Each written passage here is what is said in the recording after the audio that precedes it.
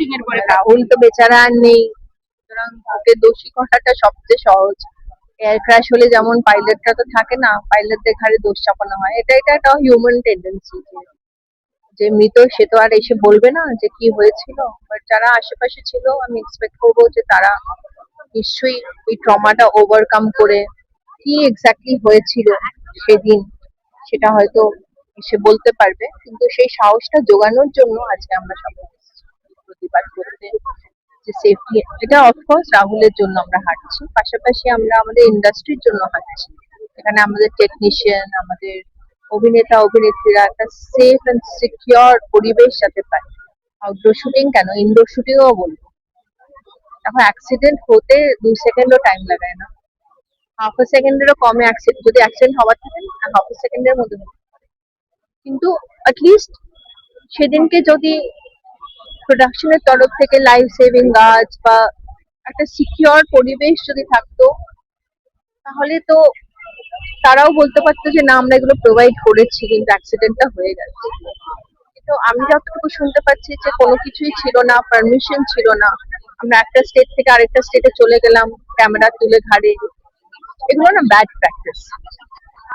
হয়েছে তো তালসারি উড়িষ্যাতে, it's Bengal Orissa border, but উড়িষ্যাতে। সুতরাং আমরা সেখানে সেই স্টেটের পুলিশদের জানালাম না, একটা এত বড় ইউনিট যাচ্ছে, আমরা শুট করতে সারাদিন ধরে শুট করলাম। তারপরে তোমাকে তো জানতে হবে তুমি সমুদ্রের মধ্যে আর্টিস্টদের নিয়ে যাচ্ছ, কখন জোয়ার আসছে কখন কি। সেদিনকে পূর্ণিমা ছিল, এমনি একটা হাই টাইড থাকেই, আর তার উপর ওই পুরো সেগমেন্টটা, পশ্চিম মেদিনীপুর পূর্ব মেদিনীপুরের ওই পুরো বিচের যে সেগমেন্টটা, ওটা তো একটা মোহনা। এবং তোমার ওই কংসাবতী সুবর্ণরেখা সব এসে মেশে তো ওখানে চোরাবালির একটা থাকেই, মানে সবাই জানে, যারা লোকাল তারাও জানে। এবার এইভাবেও তলিয়ে যাবে, আনথিঙ্কেবল। তার জন্যই আজকে আমরা সবাই এখানে একত্রিত হয়েছি এই পদযাত্রার জন্য। যে আমাদের রাহুলের মৃত্যুর যে রহস্যটা যেটা জানতে চাই, তো কি ঘটেছিল সেটা সবাই জানতে চায়। পরস্পর বিরোধী কথা, এক একজন এক রকম স্টেটমেন্ট করছে। কেউ বলছেন রাহুল নিজের প্রয়োজনেই শুটিংটা দিতে গেছে। এই যে বিভিন্ন ধরনের অসঙ্গতি কথা আমাদের সন্দিহান করছে, তা নিরসন করার জন্য আজকে আমরা এখানে এসেছি।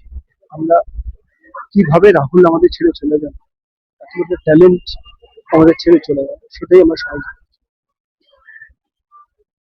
টলিউডের খবর পেতে চান, সাবস্ক্রাইব করুন টলি সিক্রেট আর পেয়ে যান আপনার পছন্দের তারকার লেটেস্ট আপডেট।